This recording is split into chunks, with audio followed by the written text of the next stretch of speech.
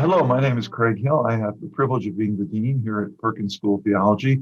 It is December in the year 2020, the year of the COVID pandemic. For those of you watching this perhaps decades hence, the vaccine just started this week, so we're all hopeful for a return to something that looks like normal in the coming months. I also have the great privilege of knowing and being a friend and colleague with an exceptional artist by the name of Luke Allsbrook, who lives in North Carolina.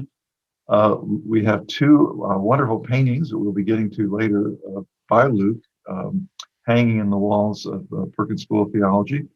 And we're going to talk to Luke about his life, his career, his thoughts as an artist and as a believer, and specifically eventually about the works of his that are here at Perkins School of Theology. So I'm going to shift over now to speaker view, so we see a lot more of Luke than we see of me. Good morning, Luke. Tell us about yourself, about your life, your background. Where are you from? Where did you study? How did you end up becoming a professional artist? Okay, I'll try and make it concise. Well, I was born in Chapel Hill, North Carolina, and I grew up in Augusta, Georgia. And I started early on painting. My parents were really encouraging to me. They never made it a discipline, like something I had to do, never put any pressure on me, but they always encouraged me in painting. So I did my first oil painting, I think, when I was in the 4th grade. And I was just really fortunate throughout, growing up to have really great teachers. In particular, there's an artist in the South named Ed Rice, and he was really my mentor. And so I studied with him throughout junior high, high school, and got time to go to college. And I went to Indiana University. They had a reputation for having a more traditional art department, which is what I wanted.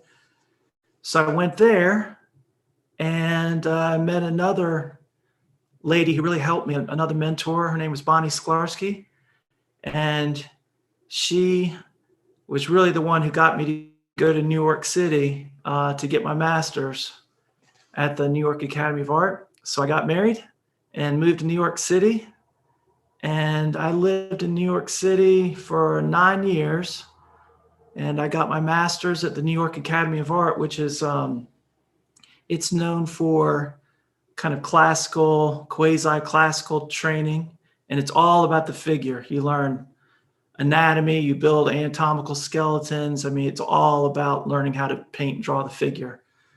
So I had grown up doing a lot of landscape painting. That's my first love. So that's why I went to get some training in the figure. And after I graduated,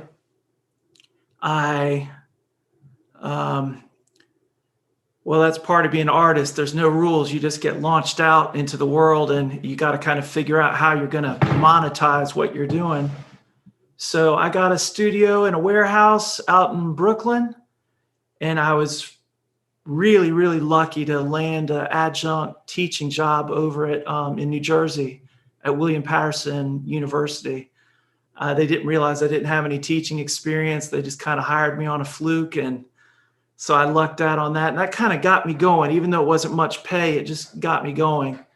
So I spent the next 7 years in New York City teaching, adjunct teaching, and working in my studio, just trying to make paintings and trying to get in galleries.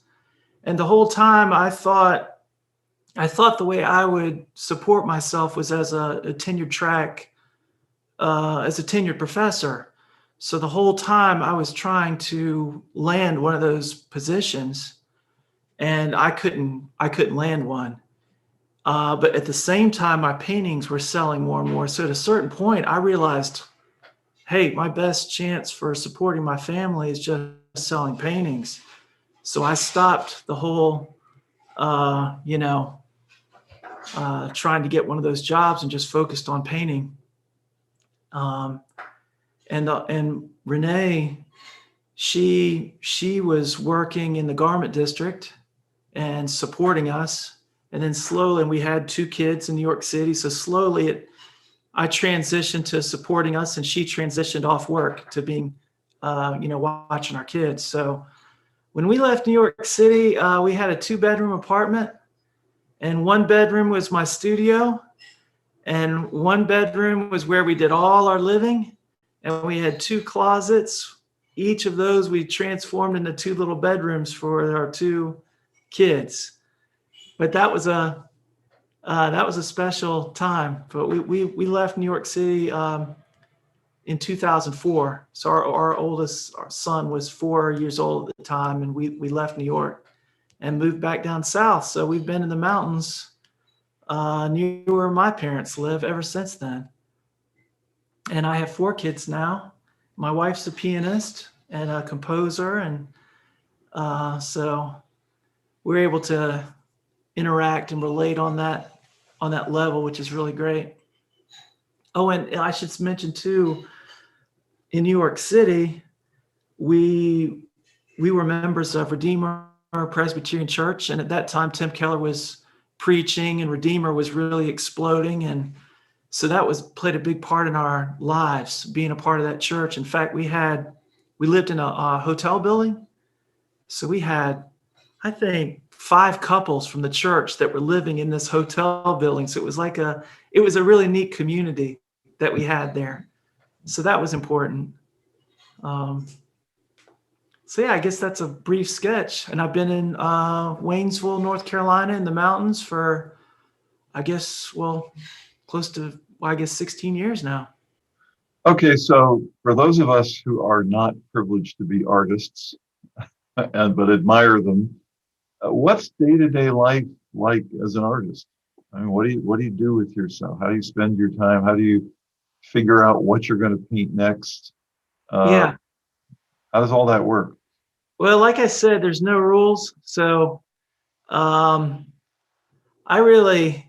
tell you, there's a verse I can't remember where it is, but it talks about the sower going out crying, weeping, casting his seed, and then he comes back home rejoicing. So ever since I began, that's been my mantra. It's like, just keep throwing out seed. Just try whatever you think might work. But my day-to-day, really, the way it worked out for me, artists do different things, is I'm essentially a landscape painter. So I spend a lot of time outdoors painting from life. So I'm constantly creating paintings, and then I'm sending those paintings off to galleries that represent my work. So I think I have 4 galleries that represent my work. So I'm just finishing paintings, sending them off to those galleries. And then every year or so, each one of those galleries gives an exhibition to their artists. That's like a big promotional. But they have work on hand all the time that they're selling, and they find clients. And they perform in my niche, they perform a really valuable role of connecting my work with clients that have the money to buy it.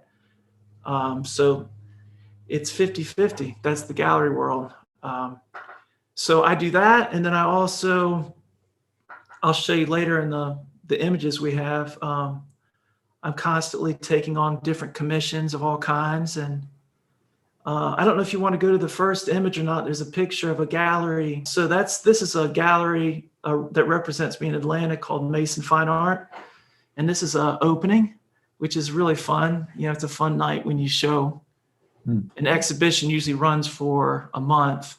So this is opening night. And these are paintings. You can see these landscape paintings that I've done around Waynesville. Now, you can't really tell, but those paintings are, 6-7 feet across.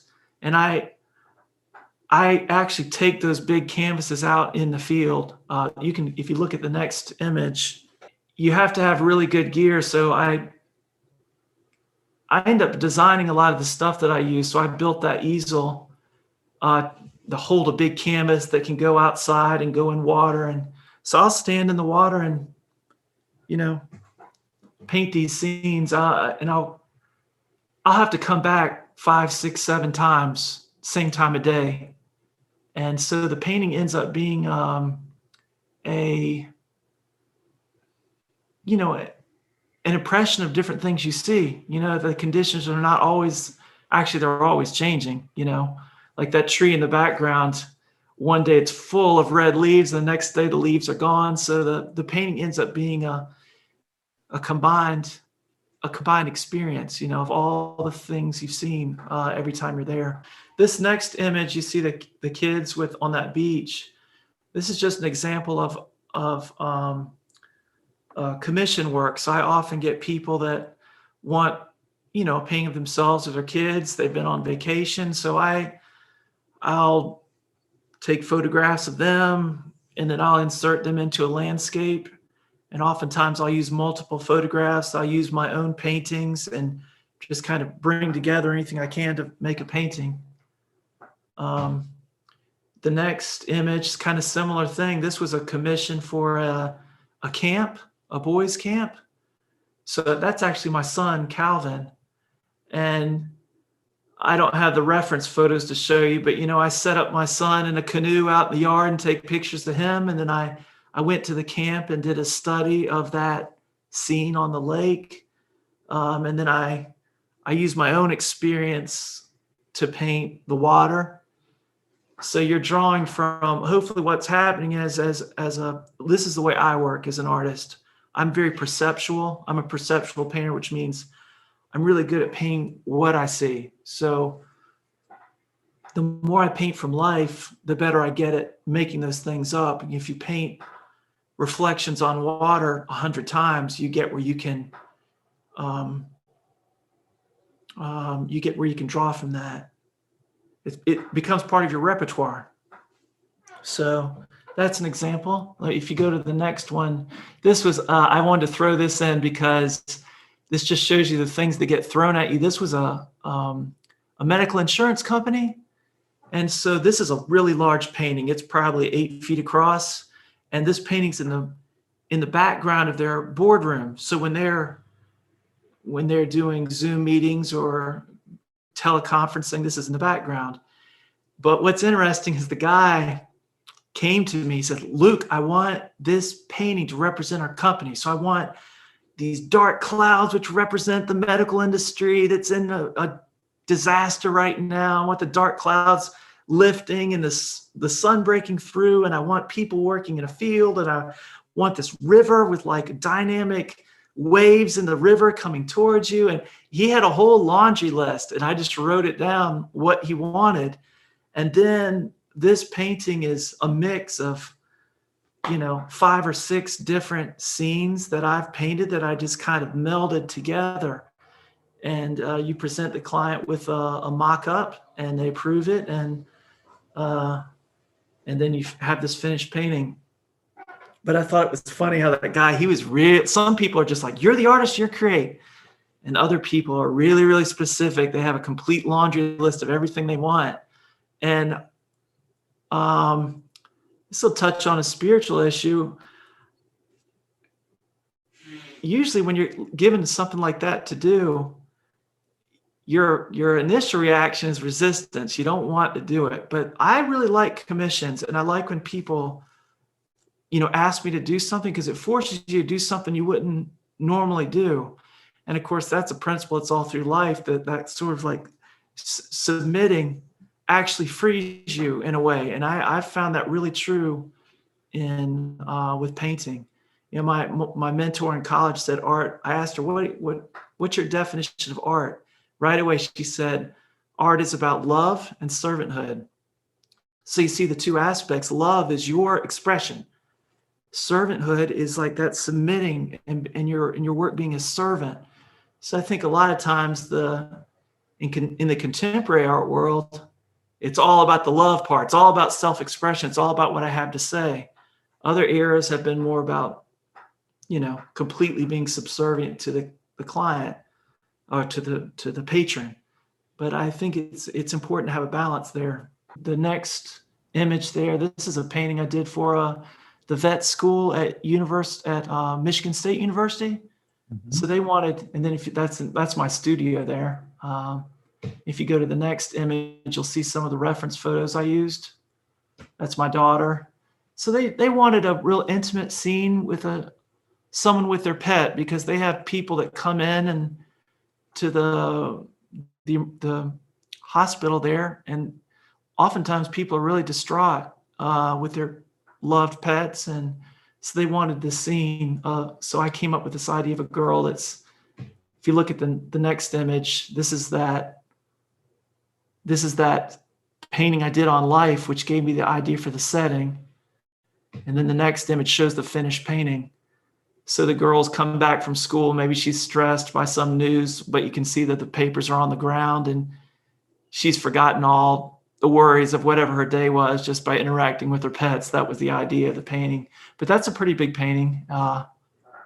That's another example of kind of commission you might get. This next one, I just wanted to show you a little bit of my process, which I've already talked about some. So often I'll do a small landscape on site. So I'm at the scene where I'm painting this dock at the beach. And then I'll take that home. That's the finished study. And then if you go to the next image, I'm blowing the painting up. So this is just taking a simple scene and blowing it up large. So I often will do that. And the next slide is an image of that finished large painting. So for instance, this painting now, I did it, I don't know, 2-3 years ago, and it's at my gallery in Atlanta. Sometimes a painting will sell right away. Sometimes it'll sit for 5 years and then finally sell. The next image, I wanted to give you an example of, I like to work with figures too. So oftentimes I'll take a setting and then I'll inject figures into it. And this scene is really just taken from an iPhone photo I took. It was just a crappy little photo, and then I blew it up large size and stuck these figures in. Yeah, well, the next one's quite a bit different. So, Yes. yeah. What were you doing here? Yeah, so I wanted to show these because my mom introduced me to C.S. Lewis when I was growing up. So C.S. Lewis is really my hero. I've read everything he's written just about, and I named my son Boyd Lewis after C.S. Lewis. So this is a lot of my thinking and theology and artistic life flows a lot from C.S. Lewis. So this was a painting. Actually, this was a series of 4 paintings I did based on The Four Loves by C.S. Lewis. So if you know that book, he does. He talks about the 4 different kinds of loves. This is help me out, Eros. So which is for Lewis is romance, romantic love. So that's I was picturing my wife and I.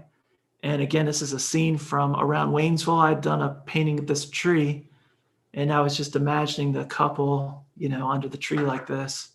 And the birds are that symbolic of the fleeting nature of romantic love.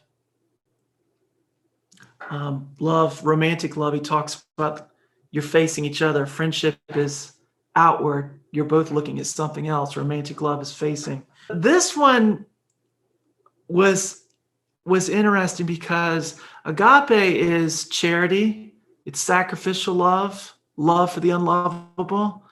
But every time I tried to come up with an idea, it was like very cliche, like bending down to a homeless person in a gutter or a guy running into a burning building. And then all of a sudden I had this idea. There's a junkyard right near my house, this old mountain junkyard. And I would often walk through this junkyard, and I thought, what if there's this pit of junk? And there's a guy who's entangled in all this garbage, and he can't see above the rim of the pit where there's this seascape, and this garment is descending down into the pit, wrapping around the guy and pulling him out. So that was the idea for this painting. And there was this, you see at the very bottom of the painting, there's a chair there, it's a throne. And that was actually at the junkyard. But I thought, in terms of Christian theology, that's the last thing the guy is letting go of, is the throne of his own life, which is broken. And then around him are different aspects of things that people build their life on. Technology, there's an easel, there's a piano, art, things that don't ultimately fulfill us was the idea. So this guy's getting pulled out of this pit. And the seascape is a scene at Topsail Beach, North Carolina. That's where a lot of my paintings have scenes from Topsail because that's where I grew up going to the beach. I paint every year. I go for 2 weeks and I always paint there. I wanted to show this painting because it's a painting that's kind of close to my heart. It's easy as an artist to get stuck in one sort of painting. And actually galleries like artists to do that, which is not good because it's easier to market an artist if they do one kind of painting. But if you look at the great artists in art history, they're often doing all different kinds of things. So often I'll ask myself the simple question, if I could do one painting in the world, what would it be? So this is a painting I thought that. It's like, wait, if I could do one painting, and it's this idea of twilight when you're a little kid and you're like playing Ghost in the Graveyard around the house at night and you can hear the grown-ups talking inside. So it's a very romantic painting. So this is a close-up. Then if you go to the next image, this is my wife, Renee. I'm just showing where I got different images for the models. If you go to the next image, I used houses around Waynesville. I wanted that World War II kind of era house. So I looked at houses around Waynesville, used different pieces of houses. The next image is my other son running. Are you tracking with me? Yeah. Okay. So this is in the middle of winter. So I had my kids get in bathing suits and stuff and run outside in the cold, took pictures of them. So you see in the next image, you can see the painting of my younger son running there. And that's the next image is the full painting. And this is probably a 8 or 9 foot painting. And this is an example where I finished this painting, it sold to a company, but then somebody saw the painting in a gallery and they're like, oh, can you do the same thing for me? So I actually did another version of the painting and stuck. I don't know if you see the older lady in the very middle of the painting, they wanted their grandmother in there. They wanted the dog. So I put some different things and I redid the painting. But it's very evocative. I grew up in the Midwest, and I can easily relate to this painting. Sort of summer evening. At somebody's house out kind of in the country, chasing lightning bugs. Right, exactly, all that sort of thing. Yeah. And that's my grandfather on the right, and I had him kind of like I was pretty close to him, so I don't know the whole era of the house, and it's important that he's in there. I can mention, you say it's a very evocative, like in a way, it's hard to paint things that are beautiful and that are good, much more so than painting something that's like cynical or evil or twisted, because when you try and paint something beautiful, it's so easy for it to become trite or sentimental. So you're trying to get that depth and substance there. And it's a challenge. You see that in film too.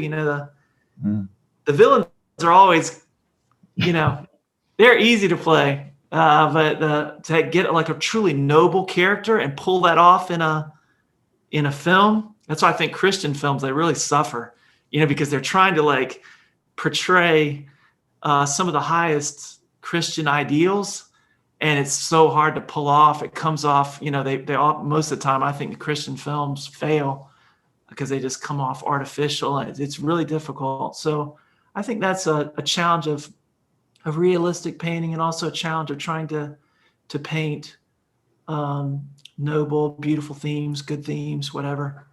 One thing that's similar between painting and film is what I call abstraction. Abstraction is a much misused term, but I'll tell you a good example of it. If you think about horror movies, there are a lot of really dumb horror movies, and they'll show just the most grotesque, scary things to scare the audience. But then you think about a Hitchcock movie, and if you notice in a Hitchcock movie, the way it's filmed, there's something about the way the scene is organized, the way the scene looks, that it scares you.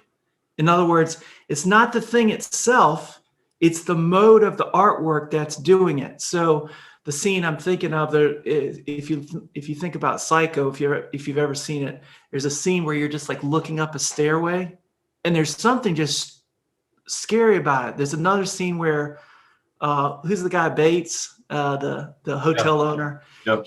The lady says, hey, there's something wrong with your register here, and he like leans over the register, and you just see like the corner of his jaw. And there's something just scary about that. So it's not a chainsaw cutting through somebody's leg. You get what I'm saying? So a painting, to me, I'm juggling three things. One is what it is. So this is, as we were talking about, this is a beautiful scene of kids at night. That's what I would call the content. The second thing I'm dealing with is, well, that content lives in three-dimensional space. So there are all the problems of that: perspective, light, the size of the figures, all that. Those are all technical problems of rendering realistic space on a flat canvas. The third one is what I call abstraction. That's abstraction. It's been misused. Abstraction means it's just the way something looks. In other words, I'm looking at you right now on the Zoom screen.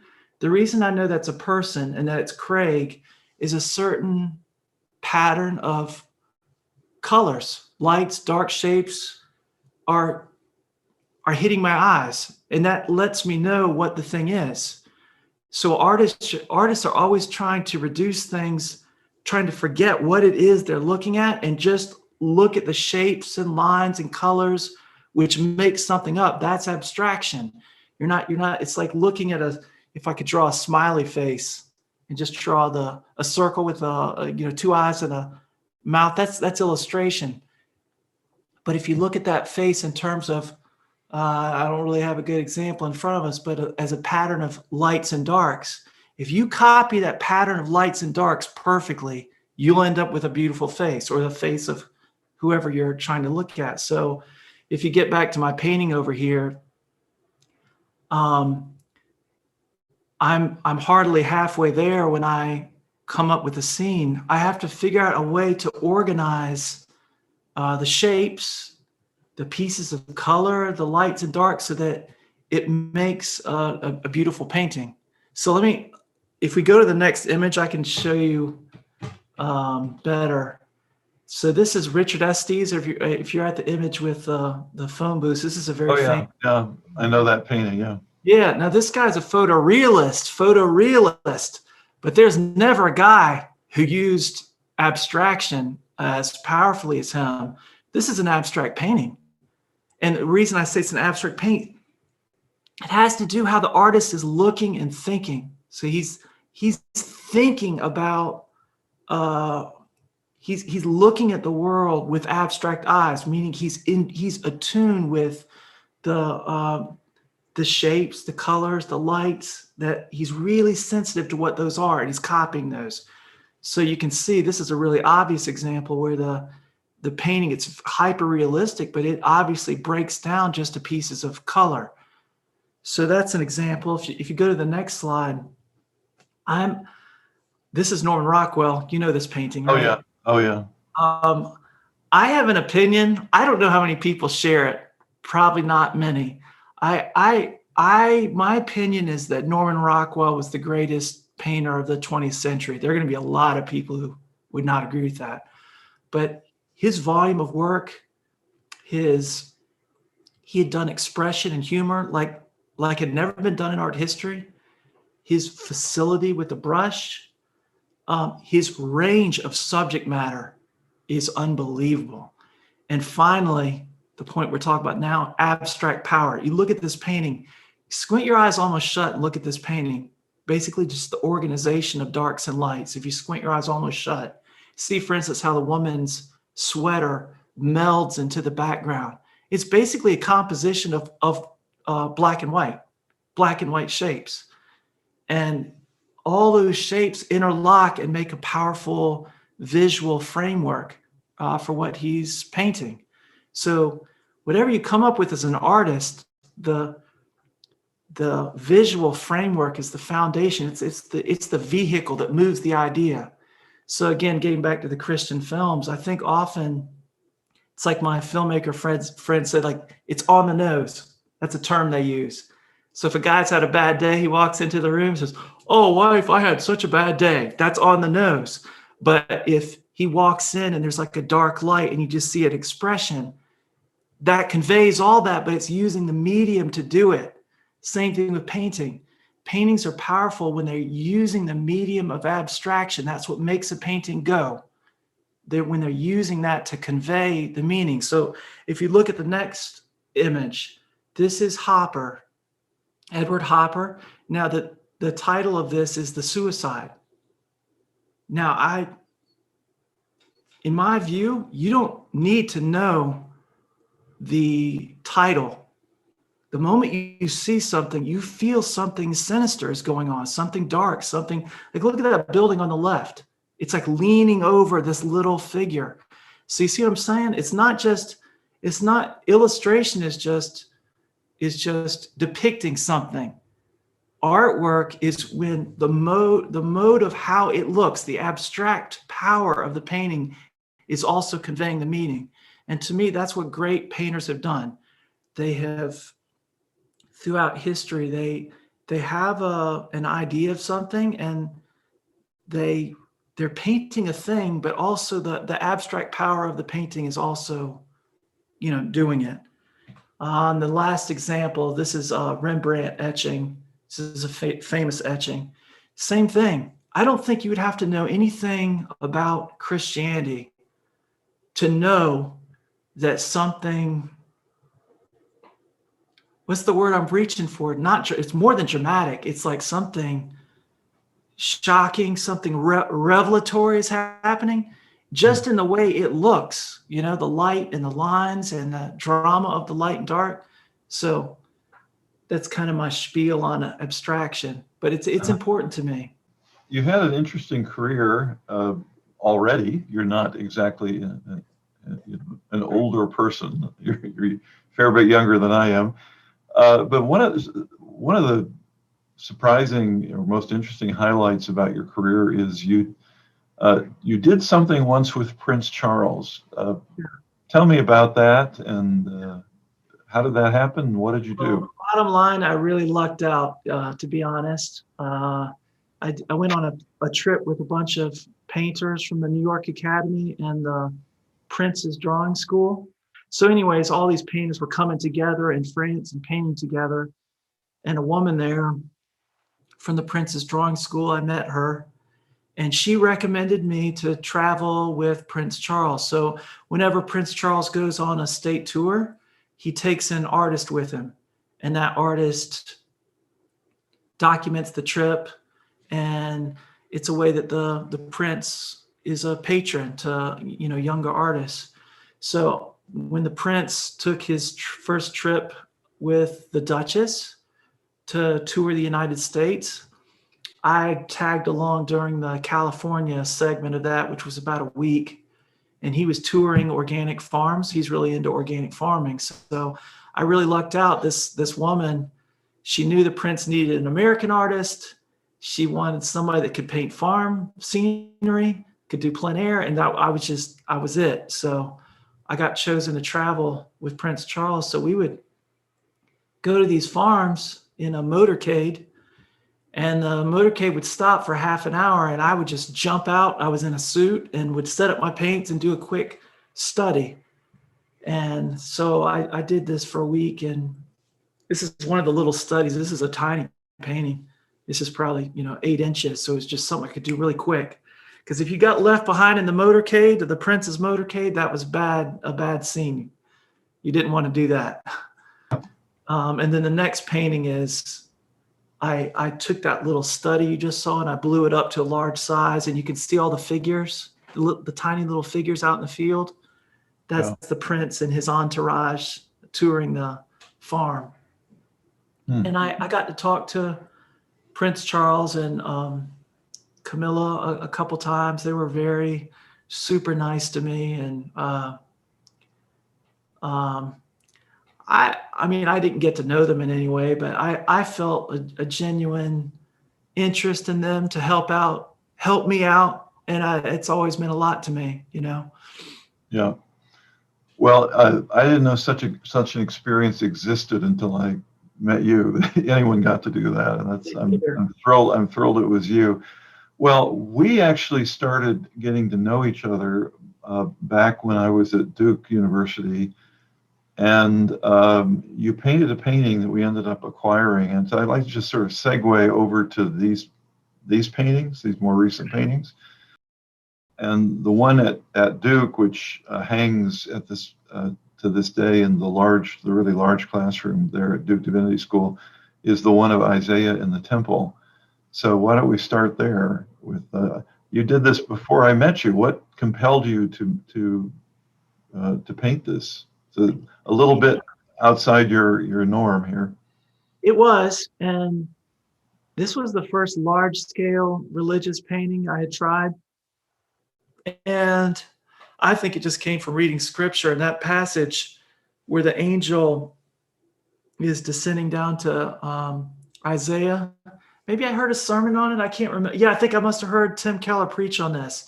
And the idea was, at least his idea was that Isaiah, when this angel came with this burning coal, it was a symbol of judgment, of destruction. And instead, when it touches his lips, it's like, well, you're forgiven. And to me, that was a snapshot of Christianity, the Christian message. So again, going back to painting, it's not film. You have one image that you pour all this time into. So you're always looking for an image that that can hold a lot of meaning. So to me, that one snapshot of the angel descending with this coal, could do that. So I just did this. I just came up with this on my own, said, hey, I'm just going to paint it, and then I'm just going to start showing it around. I've got a slide here of a bird, which looks a lot like your angels. What's the story there? Yeah, I just want to show there's tons of reference photos that I could go into that, to bring this painting together. But this is one of the more interesting ones. There was a photographer online that did still shots of birds. So, the challenging thing of this painting is coming up with angels. Angels have been painted throughout history, and I wanted these angels to be when in the passage they're singing so loud that the whole temple is shaking. So I didn't want a wispy, beautiful angel. Mm-hmm. So I was trying to come up with a form that had some umph to it, and I thought these wings, the structure of the wings of these birds was really cool. So I started playing around with the colors and the negative, and that's just an example of, as a perceptual painter, you're trying to draw from different things to achieve this thing that you've got in your head. Yeah. Well, I'm not great at making things up. Some painters are really good at creating out of their head. It's just not who I am. I can do it some. I'm very perceptual, so I have to draw from different things. Yeah. Well, speaking of drawing from different things, that's a good segue to talk about this next painting, because this is now at Perkins. It's a very different painting. It's actually, I'm assuming people who watch this video down the road actually can see this painting. But for those who can't, it's huge. It's much larger than I don't remember how big it is, but it's really, really big. And it's very different from all the others. Well, for one thing, it has so many different figures in it. This painting was one I'd had in my mind for a long time, just the idea of it. And it was taken from a talk that I heard by a man named Dr. Hannibal Silver in New York. And he took this passage of Revelation where the woman's being born and the beast is getting ready to devour the woman. And he used that passage as a picture for Christmas, not as the quaint scene you always think of, but more as Christmas being a supernatural invasion, God breaking into our world. And so that stuck with me, that idea. So that's really the idea of the painting. You've got the classic manger scene, but they're almost oblivious, except for the lamb, who's symbolic of, he's kind of the lamb is the supernatural or imaginary manifestation of the baby. So besides the lamb, the scene at they're oblivious to what's going on in a way. So there's this invasion coming down. I just had an idea of the citizenry of heaven, of angels, the kingdom of God, everything, all like a big mishmash, descending from heaven and driving this beast, and basically driving Satan and all the ills and evils of the world, conquering that and driving it into the darkness, and not conquering it by force of arms, but as the passage says, conquering it by the word. So if you see the banners, these javelins the people are holding, they actually have banners coming out from which is, they have the banners have words which are scripture and also Christmas carols. And so they're defeating the forces of evil and death and sin by the word. So whenever people look at this, I mean, they always ask me questions because of some of the, just have you comment on just a few of these figures. So Yeah. for instance, well, the one that always jumps out at people is this clown person with, Yeah. I guess, baby monitor or whatever. What's that doing there? And I was trying to, of course, I was depicting the beast, which is associated with, I think the beast, you'll have to help me, the beast in Daniel with the 7 heads. Yeah. So I was depicting him, but I also wanted to portray different aspects of evil. And definitely, for me, one of the aspects of evil is delight. There's a certain enjoyment and delight in hurting people. So I wanted this clown. I didn't include the reference photo, but I might email that to you, because this is an actual clown from the 50s who was kind of famous. And when I came across this photo, I was like, that's the most terrifying picture I've ever seen. It's so scary looking.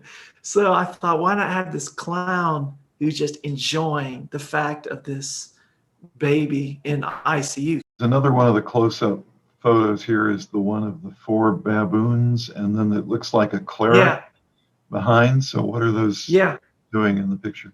Yeah, so the baboons are cold bureaucracy, you know, kind of I guess Dickens would have loved it, you know, cold utility, you know, like this machine that has no love, no human element in it, that's just hurts people. And then the cleric, he is supposed to represent religion with a capital R.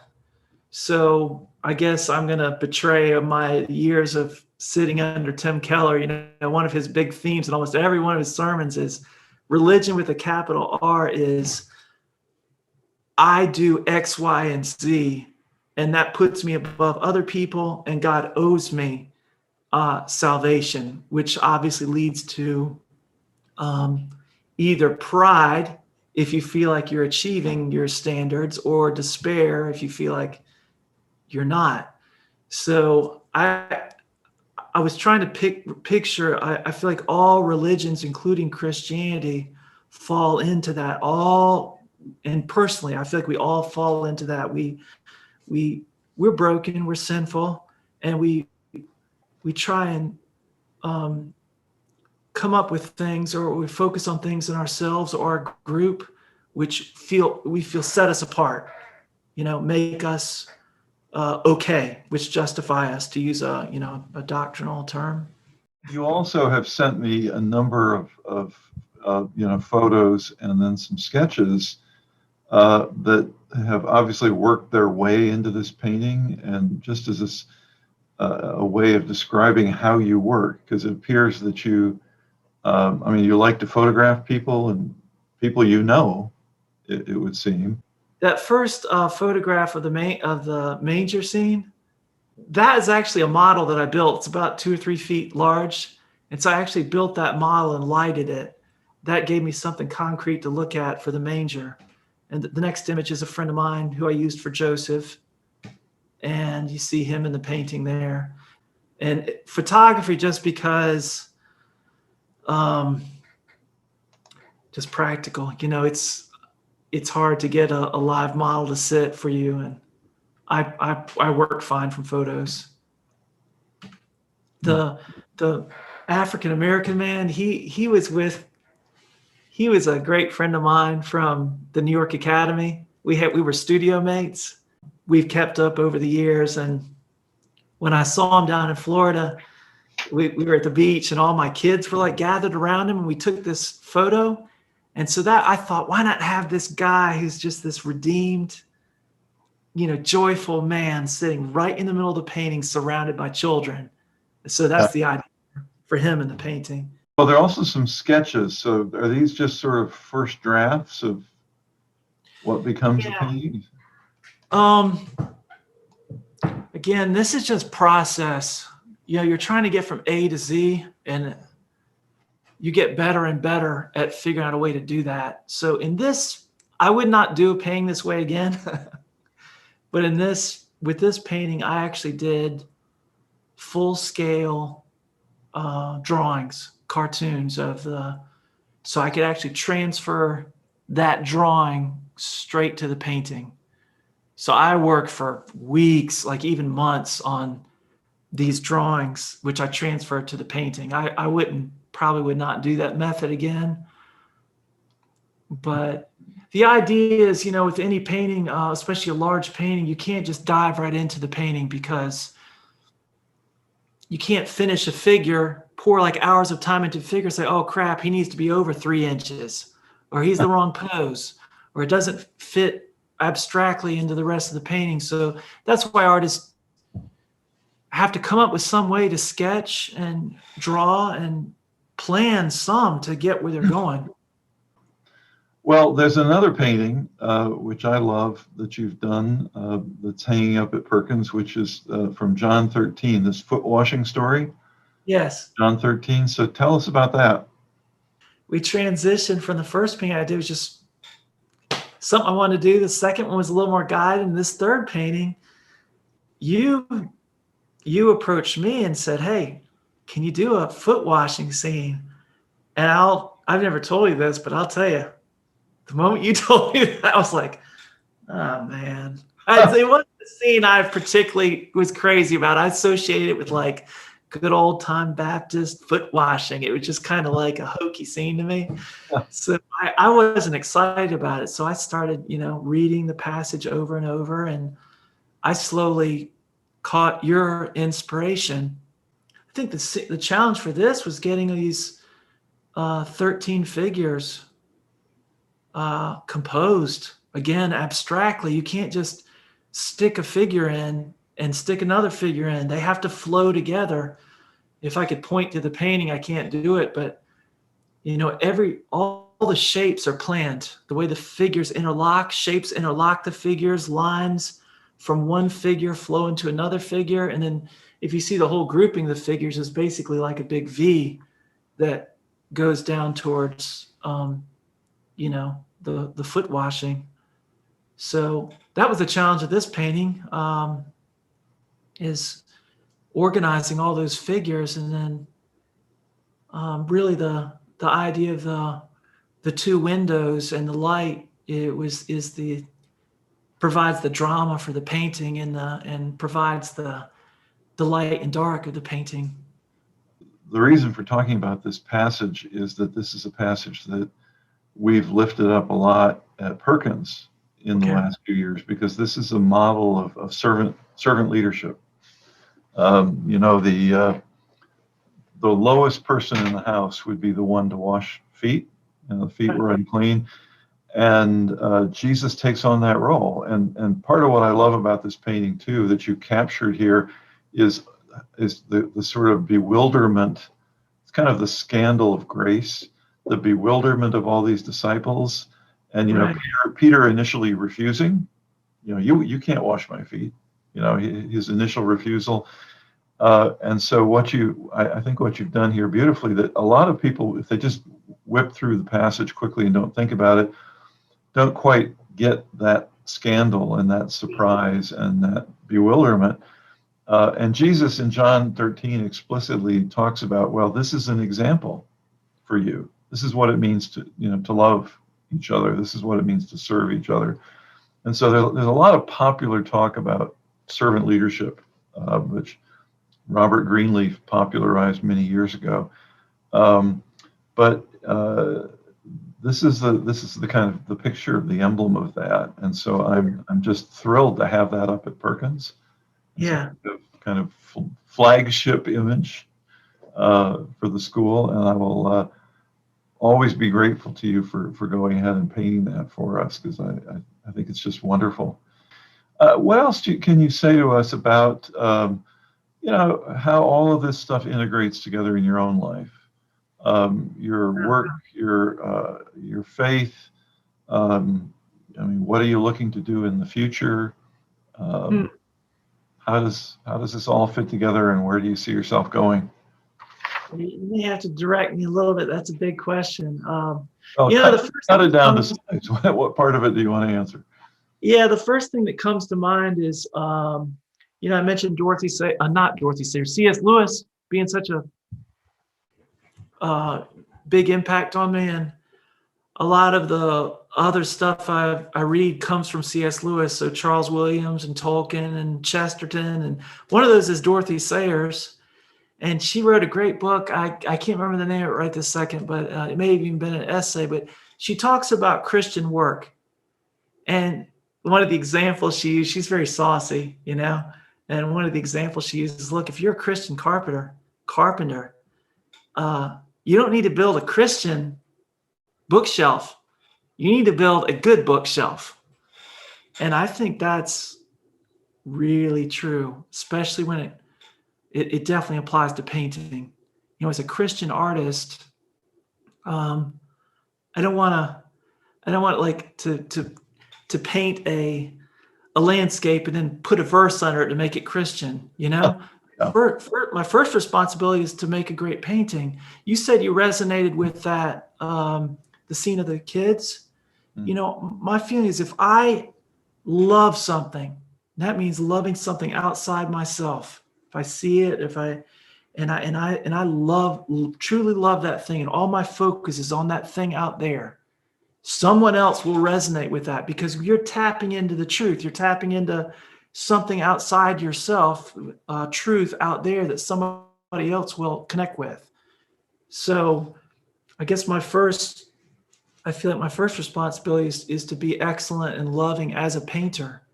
And my Christianity, hopefully my faith, is like infuses that. I don't want it to be like a stamp on it. So I guess that's one aspect. I love doing these biblical paintings. They're a challenge. You and I have talked about the comments you can get from religious paintings, and boy, it's not landscape. Sargent said he wanted to stop painting portraits because he said, well, why do you want to paint landscapes? It's like, well, landscapes don't complain. And Yeah, very true. boy, that's true. If you start painting figures, and especially if you start painting biblical subjects, everyone's got an opinion. So it's a challenge, So I feel like for the rest of my years, I'd love to do more of these big religious paintings, because they're an endless challenge.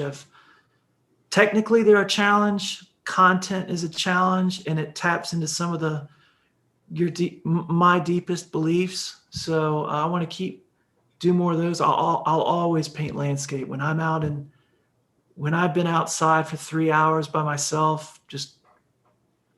I get in a certain zone that I can't get anywhere else. And that has to do with, I think there have been times I've felt more close to God than any other time, when I'm just by myself painting, and all of a sudden sometimes at rare times, if you just almost feel Mm.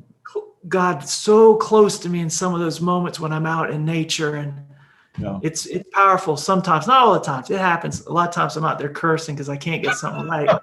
But Yeah.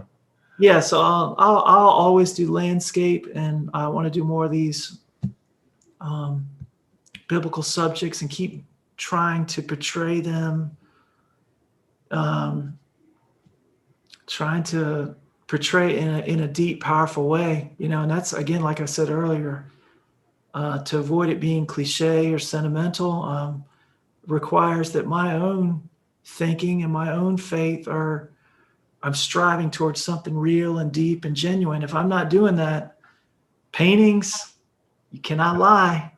What you paint it's going to come through in your painting. So you can't fake it. Yeah. Well, you reminded me of I had a conversation, I mean, many, many, many years ago. Um, I organized some concerts where we get sort of popular Christian singers to come in. I always remember one of them I was talking to, and he said something very similar about music that you said about painting, which he said, well, the standard for him in the music he loves is whether it's true. There. Not, and that there's an enormous in, Christian music, there's an awful lot of schlock, and stuff. And so, it's the sort of, is it beautiful? Is it true? Is it all well put together? And that's what he was always attempting to do. And I always appreciated that comment. Well, I'll close with a reference to Paul that comes to my mind. Of course, 1 Corinthians 12, Paul talks about, these variety of gifts. And I will always be grateful that you have gifts that I don't have.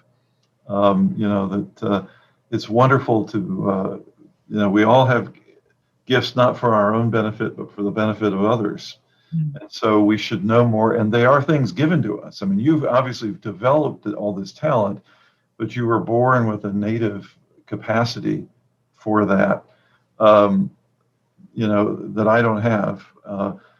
And I'm immensely grateful for the fact that you have it. And we all need to be, I think if we're living rightly together, we're enjoying and celebrating the gifts of each other. And I'm very grateful for the gifts you've had and the gifts that you've taken the effort to cultivate.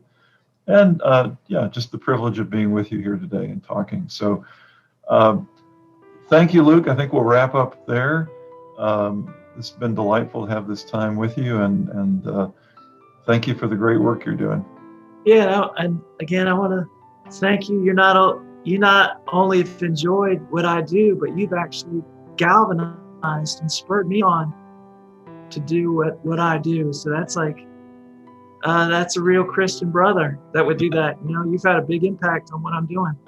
Well, thanks be to God. Yeah. Okay, we'll talk again, but I'll wrap this up here. Thanks, Luke, so much. All right. Thanks, Greg.